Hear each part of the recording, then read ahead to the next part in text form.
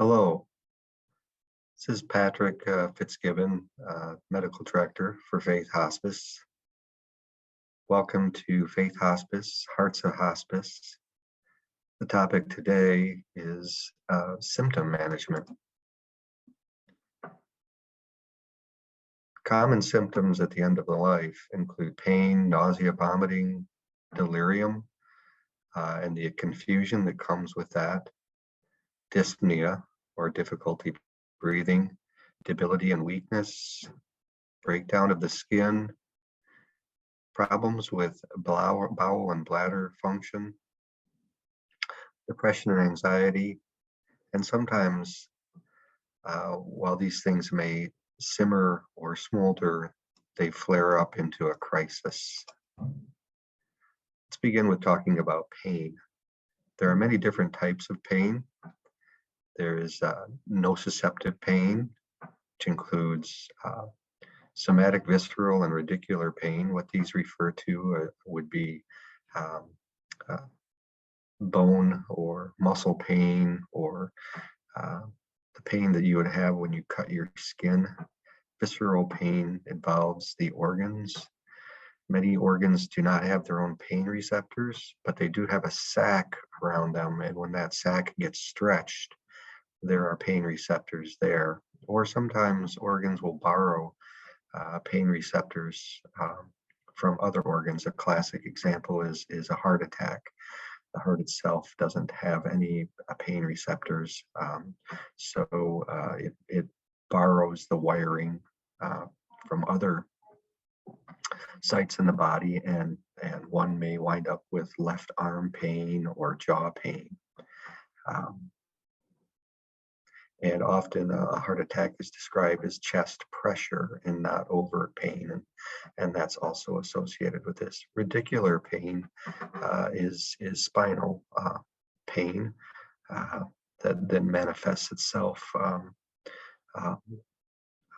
in other parts of the body. This can also be can cross over with neuropathic pain, and neuropathic pain is a pain that involves damage to the nerves themselves. And there's also central pain, which comes from the brain and the central nervous system, functional pain, and inflammatory pain, such as arthritis. There are many different types of pain receptors. Just a few would be mu, delta, and kappa receptors, and there are fibers involved. Two of the most common being the C small fibers and slow alpha delta fibers. And then there are subsets of all of these. And then other things involved in pain are the sensory nerves, the synapses, or places where different sensory nerves come together. And think of it as two roads meeting and becoming a highway. And then these travel up and down the spinal cord into the brain, into many areas of the brain, the cortex, the amygdala, the thalamus. Some of these are involved also in memory and emotion. And as you can see, this makes pain and treatment of pain rather complex. There are many medications that we can use, from Tylenol to morphine. Sometimes we use anxiety medications to break a feedback cycle. I hurt, therefore I'm anxious, therefore I tense up, therefore I hurt more, and I become more anxious, and you can see how this just begins to spin. We also use steroids and muscle relaxants. And sometimes we use interventional therapies, and our friends in interventional radiology will help us do nerve blocks, or we may start infusions. And we also may at times use complementary and alternative medicine, anything from acupuncture to Korean hand therapy to aromatherapy, yoga. There are many things that we can do outside the box.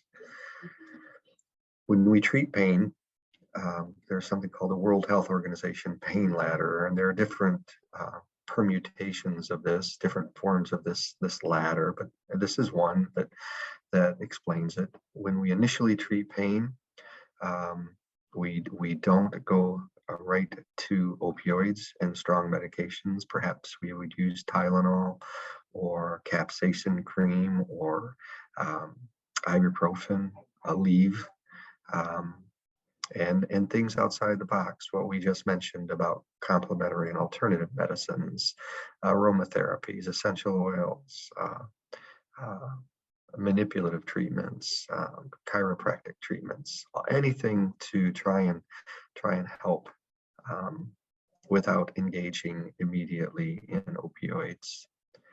Obviously, there are times when you might skip ahead of this. If, again, using a heart attack as an example, often in the emergency room, morphine is used.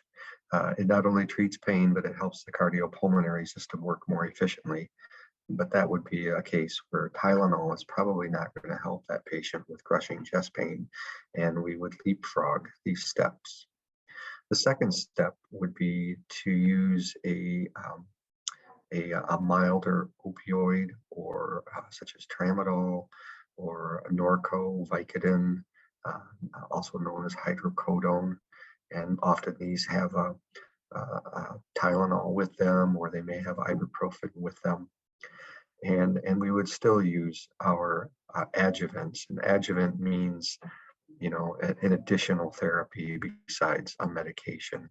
Again, this might be an essential oil, or it might be some hands-on manipulative treatment. And then finally, at the top of the ladder are the stronger opioids, um, fentanyl and morphine and um, Dilaudid, sufentanil, methadone. Uh, but again, we try to work our way up slowly and surely. I didn't mention oxycodone. That would also could be considered either a stage 3 or stage 2 medication. And often we have to think about route, whether a patient is still swallowing. Perhaps if they are, perhaps we need to use a liquid. Perhaps we need to use a tablet that can be opened up and sprinkled. And sometimes we have to use IV or subcutaneous medications. So some common pain medications would include Tylenol, ibuprofen, naproxen, meloxicam, lidocaine, and capsaicin. And all of these apply to that first step in the pain scale approach. The next step up would be tramadol and Norco, Vicodin, as I mentioned before, perhaps oxycodone too, although you might also put that in the upper rungs of this, or upper steps of the pain treatment ladder. I mentioned before fentanyl and morphine, methadone, sufentanil, buprenorphine is gaining in popularity, and that also is sometimes used. Dilaudid would be, in my eyes, probably one of the most potent medications we have at the top of the scale. Also ketamine, that is gaining in popularity. It can be used as an oral, or it can be used IV or subcutaneously, meaning under the skin with a small butterfly needle, or creams and spray compounds can be made out of this. And as I referenced earlier too, we're always thinking about whether we're going to use an oral medication, a sublingual, a topical, a rectal, intramuscular, subcutaneous infusions, IVs, a spinal approach. And the hand that writes for the pain medication must write for the bowel medication, because many of these drugs are prone to causing constipation, and the last thing that we want to create is a bowel obstruction, or to completely slow gut motility down just to the point of bowel obstruction, to the point of discomfort. Might not be a complete bowel obstruction, but it can still be very uncomfortable. And again, that's something that we don't want to have happen. Another symptom that we deal with quite frequently is nausea and vomiting. And nausea can be provoked within the central brain. It can be provoked in the bowels if there's an obstruction, or the bowels have slowed, or perhaps they're being stretched or pressed upon. And also there's something called a vestibular component. Um, so if you've ever gotten car sick, that's your inner ear uh, uh, that is being affected, and that can cause nausea too. So we have to take into account where organically the nausea is coming from, and sometimes it's not just one place. Maybe it's a combination. Maybe it's both central to the brain and also the bowels. And when we talked about pain, we mentioned briefly that there are connections within the pain system in the body to the emotional part of the brain, to the cognitive part of the brain, to memory, and the same with nausea. Um, uh, there are many parts of the brain involved. So um, perhaps you've had an emotional experience in the past or something, a situation where you became sick, and 20 years later, you face the same or similar situation and you feel nauseous and feel as though you're going to vomit. And that's all based on memory. And again, the brain is very powerful with respect to these symptoms. So medications can cause nausea as well as inflammation and tumors. Our emotions, as I just referenced, or dysmotility, which means that the bowels aren't moving the way they should. They become erratic, or in the same way, the heart can develop a dysrhythmia like atrial fibrillation. The bowels, the gut, the intestines are capable of the same thing. There are many transmitters and nerves involved, as well as the brain. So what I'm driving at is that this can be a very complex, there can be complex causes for nausea and vomiting, and it's often not just as simple as giving somebody Pepto-Bismol. You have to think about the big picture and what's occurring. So in the same way that we look at pain using the pain scale or pain ladder, and we start low and slow, we would do the same thing with nausea and vomiting, unless a person is terribly distressed, in which case we might leapfrog some of these initial things. But sometimes it's just simple repositioning. Aromatherapy, oils, complementary and alternative medicine can help. Changing the environment can help. Honestly, sometimes maybe there's emotional stress in the room and someone is on site causing stress for the patient, and that causes nausea too. We want to look at everything that can provoke this. Common medications for the treatment of nausea include Zofran, also known as ondansetron, Compazine, which is very closely related to Haldol, Phenergan, Reglan, Decadron, which is a steroid, Haldol, as I just referenced, and a medication called Zyprexa, olanzapine. There are others as well. Some of the more common over-the-counter medications can be something as simple as Maalox, or maybe gut flora is off and we want to include a probiotic, even Pepcid, or which is a H2 or a histamine blocker, or the proton pump inhibitors like omeprazole sometimes can help as well too.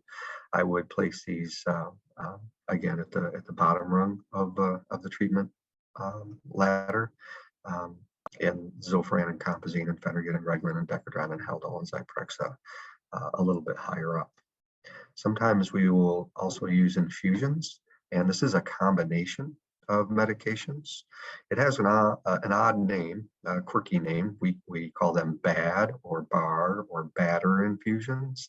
And by bad, we don't mean that it's bad. It means it has Benadryl and Ativan and Decadron in it, or Benadryl and Ativan and Reglan, or Benadryl, Ativan, Decadron, and Reglan. And we can run this underneath the skin through a little butterfly needle with an hourly dose of medication and what's called a bolus button, which allows the patient to give themselves a small dose of the medication every 15 to 20 minutes. And it locks out so that you can't over overdose yourself. Honestly, these infusions, the amount of medication is very, very small. So it's not unusual to have someone on a Benadryl, Ativan, Decadron infusion, and also having them take a normal supplemental dose of Decadron or Ativan. The doses are very low, as I said, and we don't worry over worry about that.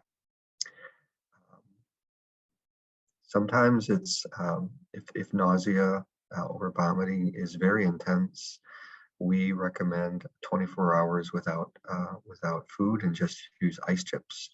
And then we advance that diet to clear liquids and then full liquids, and then maybe a diet is tolerated. And typically this takes 2 to 3 to 4 days as we adjust medications to try to control the nausea and vomiting. As we mentioned with the pain medications, we always want a bowel medication. And with nausea and vomiting, we always want to make sure that there is no constipation or diarrhea and that that's not provoking the issue. And also often,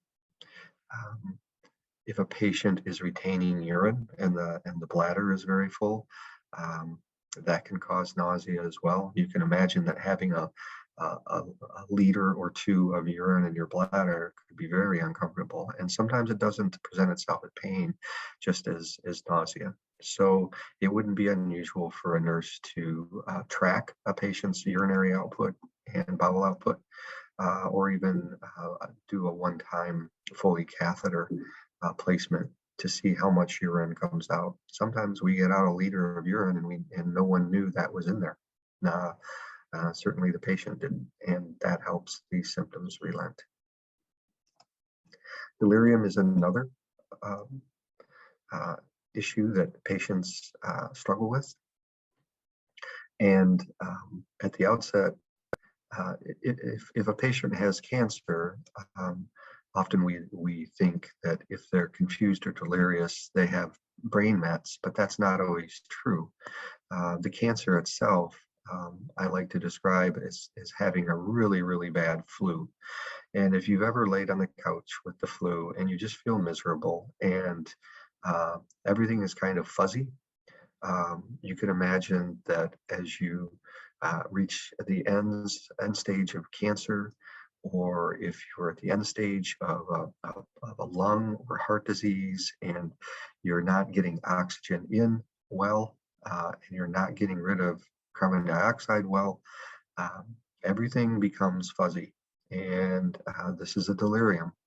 And for some people, they become very restless and confused, even to the point of agitation. This can also present as anxiety or hallucinations. And there are hallucinations and apparitions. Hallucinations are those things that are very odd, and so odd that the patient is making these up. So rats climbing up the wall, or baskets floating in the air. Apparitions are harder to explain. Sometimes towards the end of a patient's life, they may see family members or loved ones and friends in the room that they had not, that have passed. And I can't explain that. And I wouldn't necessarily call it a hallucination. I give it a separate name. I would call it an apparition. And often this isn't terribly distressing. And we need to remember sometimes delirium is distressing and that needs to be treated. And sometimes delirium is not necessarily disturbing, such as the example I referenced with respect to family members coming into the room. Some patients are very comforted by that. Seeing their loved ones who have gone before. But when there is distress, such as a feeling of dysphoria, and dysphoria is a feeling of illness, you just don't feel right, akin to that really bad flu that I referenced earlier. And sometimes a patient can't really describe that, but that can be a part of delirium. There are many causes of delirium. It could be related to urinary tract infections, or with dementia something called sundowning, where later in the day, because your sleep-wake cycle, also called your circadian rhythms, have changed, we get a burst of energy later in the day that we wouldn't have 20 years before. And with the confusion, then that becomes very misdirected and one becomes very restless. Um, Also, metabolic problems can cause delirium. There can be electrolyte imbalances with respect to sodium and potassium and other electrolytes. Um, Liver dysfunction can cause the delirium. This can be exacerbated by emotional stress. Sometimes just simple tumor or disease burden will cause delirium. To treat it, we need to look at the environment that the patient is in and make sure sometimes that it is calm and quiet. Make sure medications are not provoking any of this. Make sure the patient's physical needs are being met. As I referenced earlier, if a patient has a liter or two of urine in their bladder, that can stir them up as well. And we need to make sure that their emotional needs are being met. So we really want to determine and eliminate or reduce the cause and try our best to redirect the patient without using medications. This goes back to pain and nausea that I referenced earlier too. The first thing to do is to determine the cause in any of these cases and try to eliminate or cushion the cause if possible. So in this case, you would want to make sure that there's nothing in the environment that's creating or pushing this delirium. Make sure that we're not doing anything to make this worse, and making sure that, as I referenced earlier, if the patient isn't distressed, that we don't just treat for our convenience. We don't want to hand out a medication again for our convenience. Is the patient truly distressed, or are they just busy and restless? Maybe grandma and grandpa, or mom and dad, or our brother or sister, or our best friend was always a busy person. The term is type A personality, always doing things. So now they're lying in bed and they're sick and not feeling well, and they have bursts of energy and they don't know what to do with it because of their confusion. I referenced circadian rhythm to you just a moment ago. That's that sleep-wake cycle I mentioned. Some patients, their sleep-wake cycle, their circadian rhythms totally turn on their head, and they start to wake up much later in the day, even toward the early evening, and they want to be awake all night. And at that point, a discussion needs to take place with family and friends as to what is fair for the patient. Do we want to use medications to try and force them to have the same sleep-wake cycle we do? Or do we just want to work with them and perhaps make our visits in the evening, which would be their morning now, and perhaps make a visit at the start of the day in the morning at 7 or 8 o'clock, which would be their evening now, and try to accommodate them instead of trying to force them to accommodate to us and what we consider to be a normal schedule. There's no right or wrong answer to this. It differs with each case, but that's something to be considered and something that we want to help you as a family work through and walk through. Some of the things we can use to help with delirium: complementary and alternative medicine, simple antidepressants if there's anxiety or demoralization or depression. If there's pain and nausea provoking this, or breathing problems, we want to address those. Some common medications we use to help with delirium would be Zyprexa and Seroquel. These are second-generation antipsychotics. They can be used in psychosis and some types of delirium include psychosis. The same applies to Haldol, which is a very old medication, a first-generation antipsychotic. the benefit to Haldol is that it can be dispensed in many ways, whether as a topical, or you can run it as an infusion, a pump like a pain pump, orally, rectally, subcutaneously under the skin.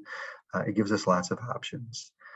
If the delirium and agitation is causing severe distress for the patient, and they're in danger of harming themselves or harming someone else, then we might use phenobarbital or Versed, which will kind of hit the reset button. And you want to be judicious about the dose.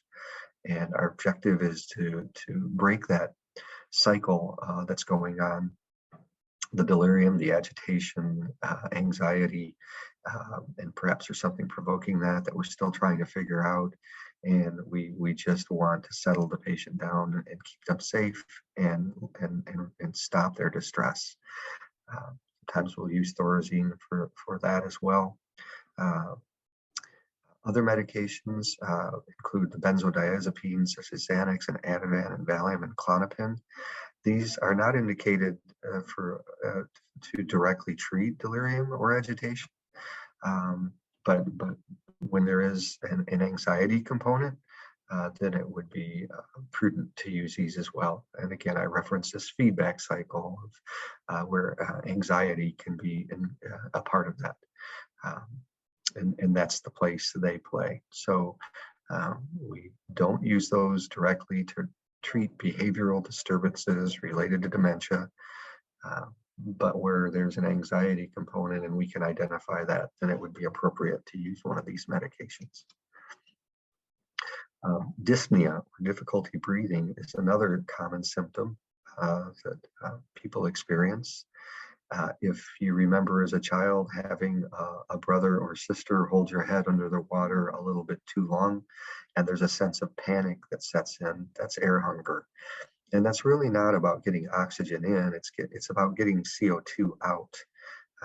You have sites in your brain that are always monitoring your oxygen and CO2 levels. And when those CO2 levels start to rise, the brain identifies that quickly and notes that this is an emergent situation and communicates with the other parts of the brain involved in emotion and panic. And this is so important, it sends a message to them. So you can imagine if you've ever had if you have emphysema or a lung disorder and you've experienced intense air hunger, it's horrifying. And if you live with this hanging over your head, it can be a very a weighty thing to carry around. So we have an acid-base balance in our body, and that is maintained through many complex systems, from just simple oxygen CO2 balances to all of the function of the kidney and the liver and metabolites in our body and electrolytes in our body. And this is all involved in preventing dyspnea or causing it as well. And I mentioned the carbon dioxide balance earlier. Other things that can be involved in difficulty breathing include structural issues and cardiac issues. If our lungs are damaged and we can't absorb oxygen through the tissue, or we can't offload CO2, that can cause problems. If our heart is not beating in a regular rhythm or beating efficiently, that can also cause pulmonary or lung problems and dyspnea. And I referenced earlier metabolic issues. Emotions can also be a part of this, and sometimes medications can be a part of this too. So this goes back to the foundations of management of these symptoms, and that's the first question is why? Why do we think a person is having the struggle they're having? And then that should lead us to our treatment approaches. And sometimes treatment approaches can be very simple, from positioning to oxygen supplementation, a simple fan. perhaps changing the environment, allowing a patient significant control of the environment. This goes back to air hunger. Sometimes for patients with chronic obstructive pulmonary disease, uh, that air hunger, that fear of that is such that it drives us to want to control everything.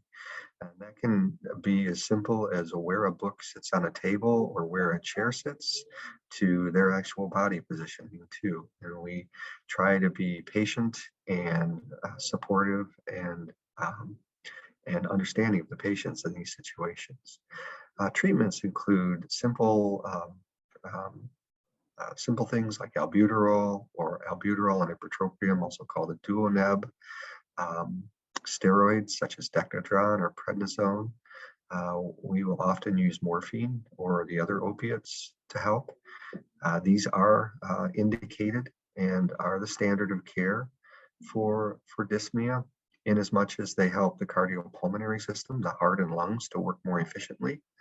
An example too would be if you were to arrive in the emergency room for a heart attack, as I talked about under the pain section. One of the things they're going to give you is morphine. It not only treats the pain, but in this situation, helps the cardiopulmonary system to work more efficiently.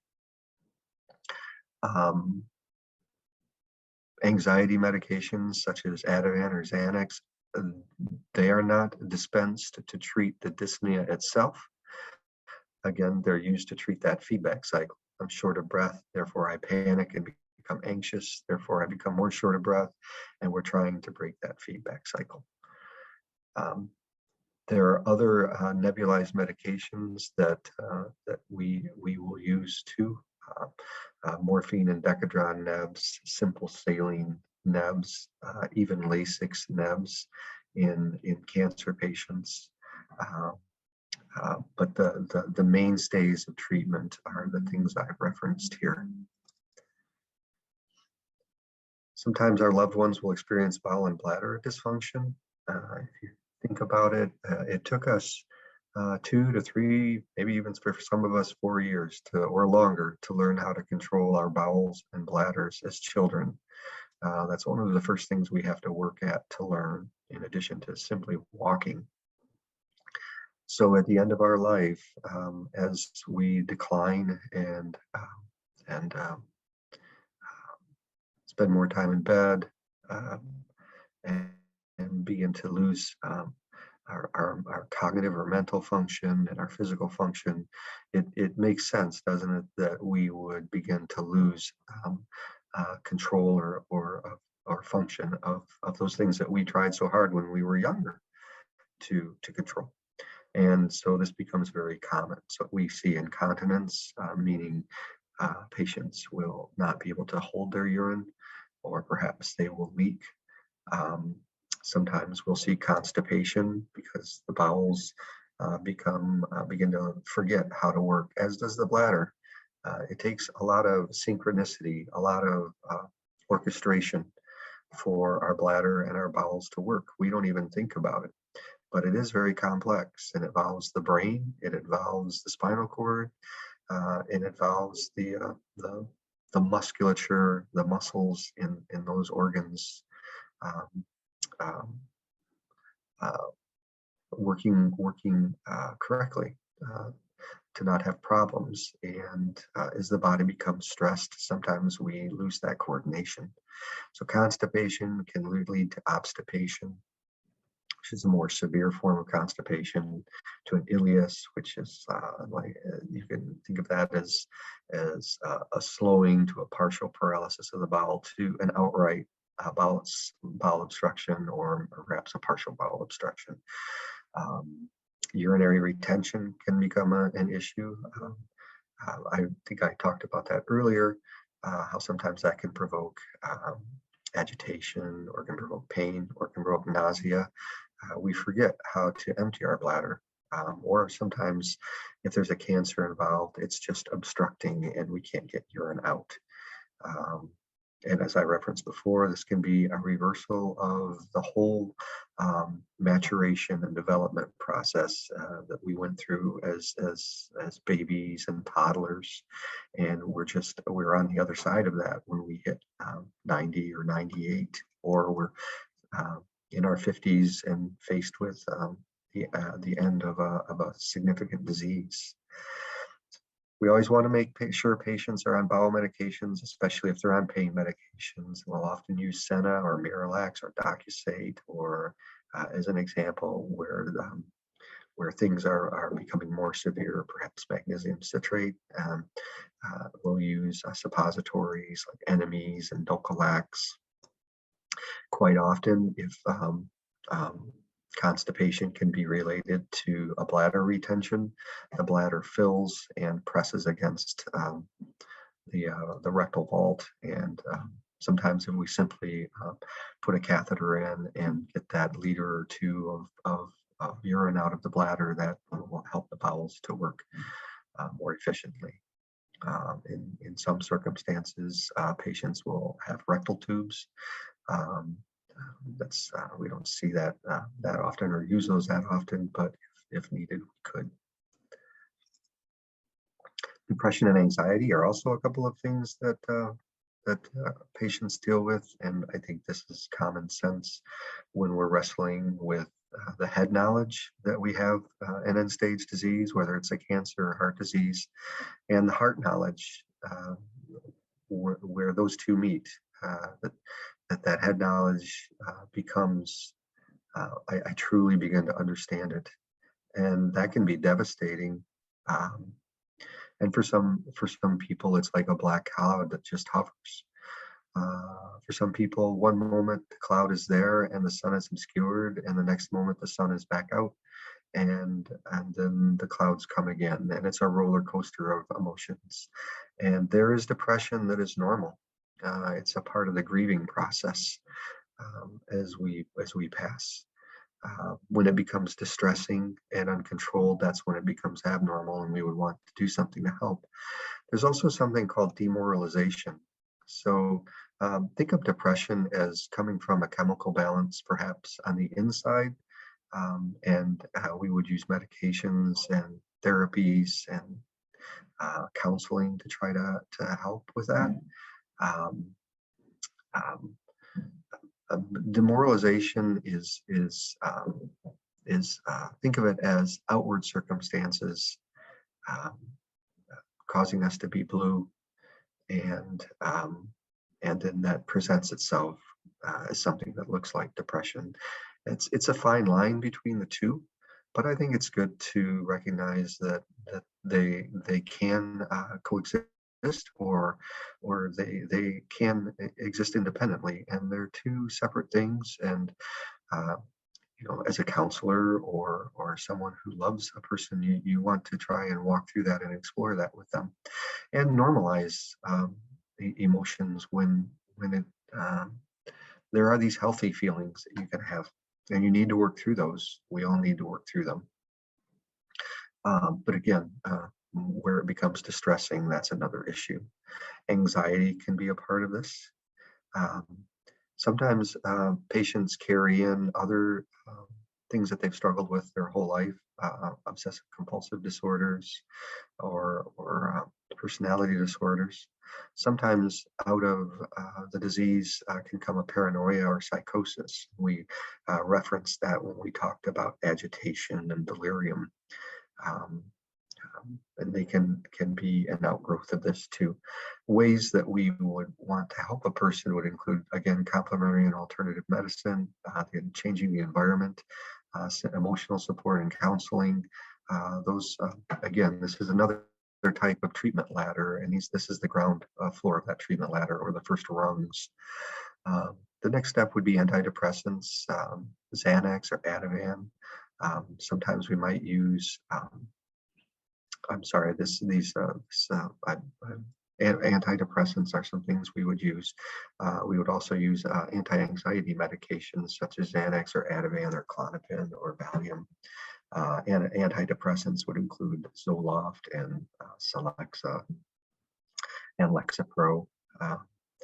if the anxiety and depression is becoming debilitating to the point of causing delirium, or not really delirium, but a psychosis, then we might use Haldol or Thorazine or Zyprexa or Seroquel or even Risperdal, which I referenced earlier.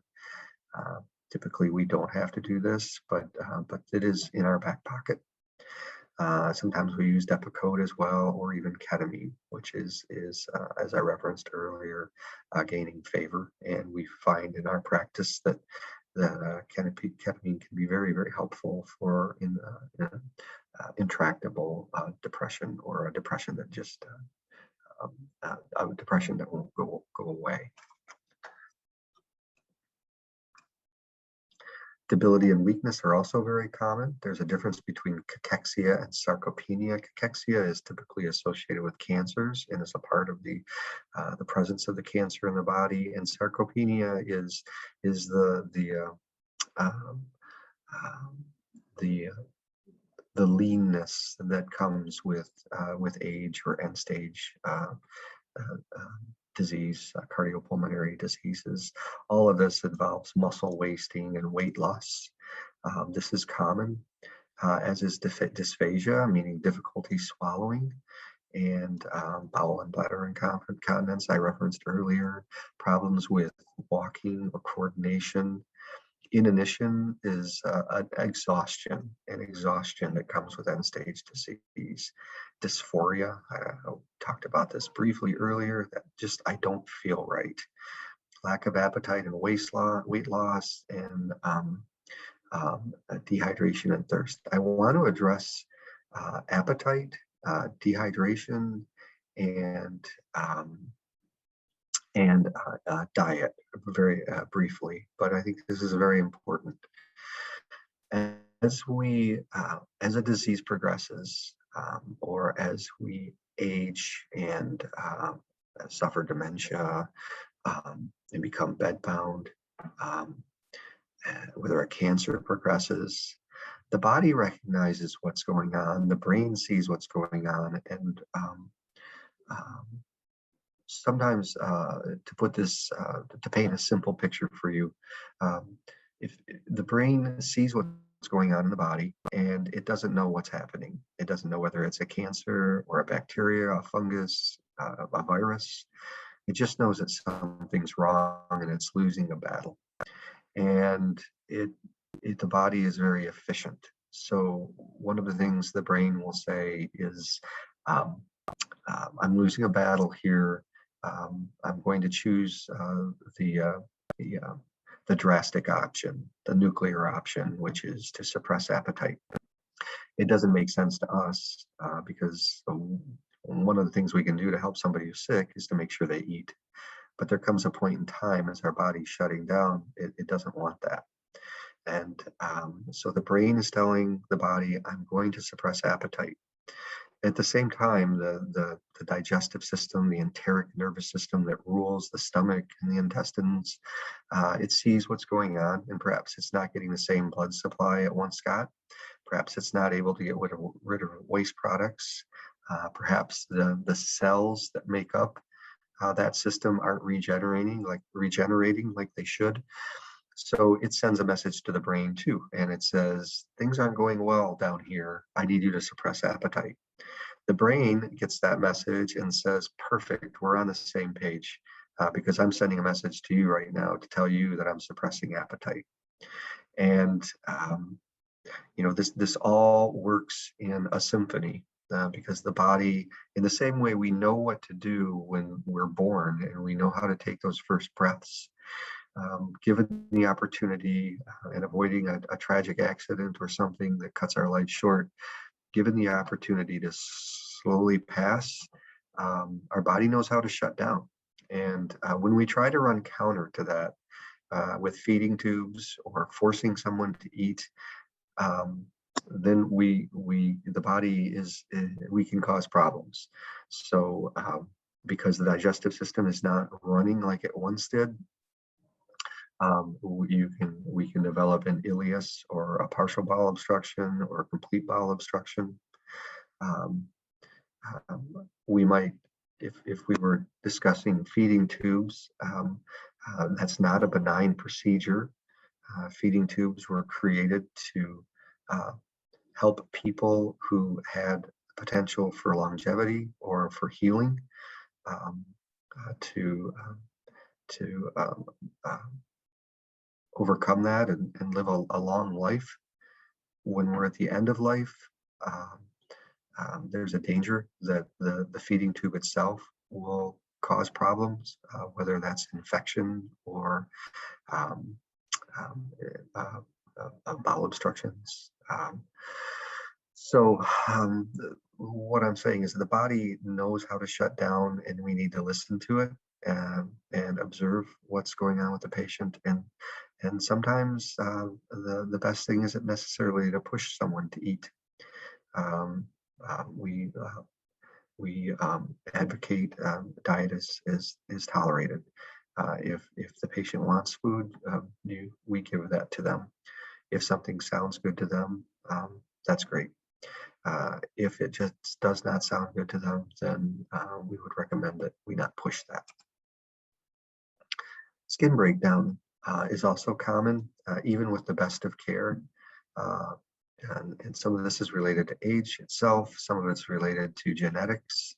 Um, um, as the referenced earlier, the digestive system and the cells not replicating and repairing and rebuilding as they should. The skin goes through the same process. It doesn't rebuild and regenerate like it once did, and it becomes, the word is atrophic, thin and fragile.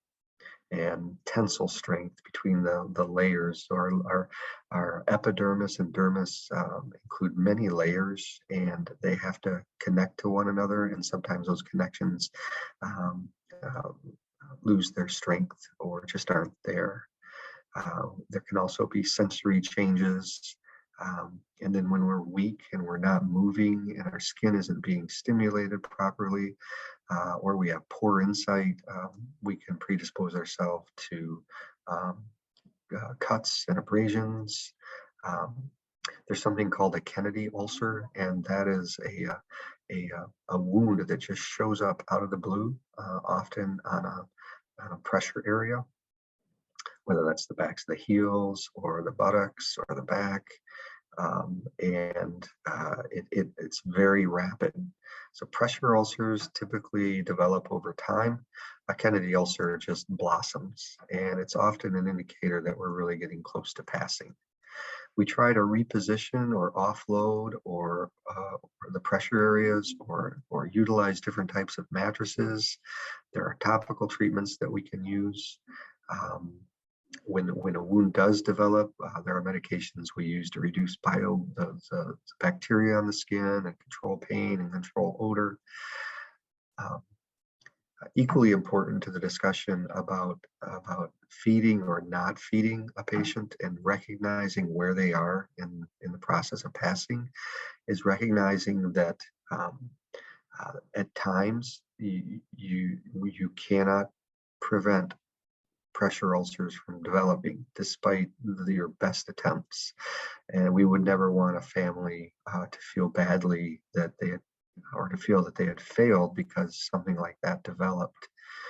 Genetics play a big part in this. So even with repositioning, wonderful mattress, repositioning consistently every hour or two and using a mattress, people with Northern European ancestry sometimes are just more prone to skin breakdown, and people from warmer areas in the world with darker hued skin are less apt to experience that skin breakdown. Um, so recognize that this can be a part of the whole hospice journey, and we all try to do our best, but we would never want someone to feel as though they'd failed because a pressure ulcer or something did develop. But we work really hard together to try to prevent these. And finally, crisis. We've talked about pain and nausea and dyspnea and delirium. There are points in time when these stop becoming a smoldering issue or a 5 out of 10 on the scale, but become a 10 out of 10 on the pain scale or the nausea scale. And in a crisis situation with pain, we will often, the first thing we reach for is Decadron, which is a steroid, and an opiate, whether it's morphine or it's oxycodone or Dilaudid or fentanyl. An anti-anxiety medication, as I referenced earlier, to break that feedback cycle, or we would use Versed or ketamine to try and hit the reset button and give the patient some immediate comfort, let them sleep and rest a little bit, and then let them come out of that, and sometimes that will have passed. With respect to nausea and vomiting, again, steroids such as Decadron is used. We want to control intake. It's not wise if someone's suffering from nausea to keep challenging the digestive system with Doritos or fried foods. So maybe ice chips for a period of time are a good idea. Zofran or Compazine or Haldol, or so one of those infusions I mentioned, the bar or the bad infusion. But we really want to determine the cause and get to the root of that. Dyspnea, so problems breathing. Again, we would reach for a steroid and an opiate. Again, whether it's Decadron or prednisone, morphine, fentanyl. Again, an anxiety medication if there's a feedback cycle that needs to be broken, nebulizers, and again, we would use Versed or another medication if we needed to hit the reset button. And finally, delirium and agitation. We work very hard to redirect and to try to identify the cause and use a stepwise approach, as with all of these situations. But then the cornerstone of treatment would be Haldol or Thorazine, Zyprexa, or Seroquel. And then if a situation is becoming very acute and distressing and the patient is either putting themselves or others in danger, then perhaps phenobarbital or Versed or ketamine. Again, as I referenced, we don't use anxiety medications in these situations just to treat the delirium or agitation. We use them if we can identify an anxiety component. But as always, we want to determine the cause. Some resources, if you're curious to read further about what the standards of care are within hospice and palliative medicine. The American Association of Hospice and Palliative Medicine has a website, as does the Center to Advance Palliative Care, CAPC is the name of that organization. The Center for Medicaid Services, CMS, has references.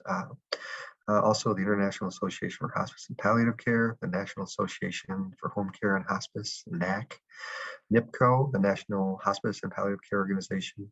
The Palliative Care Network of Wisconsin has a download called Fast Facts, which offers the standard of care and treatment for many of these symptoms. And the Worldwide Hospice and Palliative Care Alliance, WHPCA, has references as well. At Faith Hospice, all of the physicians and nurse practitioners are board certified. We stay current with developments in this field, and we strive to adhere to the standards of care, both within this community and in the United States and internationally. And we also are fortunate to have a fellowship associated with Michigan State University as a part of our program, and through that we also stay current with respect to what the standard of care is. I want to thank you for your time today, and if you have questions and you'd like to reach out to one of the nurse practitioners or physicians, you're always welcome to reach out to us. We've covered a lot, and again, we would be more than willing to talk to you about what the standards of care are and how we try to stay current and achieve those standards of care. Ultimately, we want to take very good care of our patients and their families and friends and loved ones, and be good stewards of the resources at our hand, and walk through this with you, and communicate with you uh, what we see to be needs and what we can do to meet those needs, and and work together to achieve comfort at the end of life. Thank you.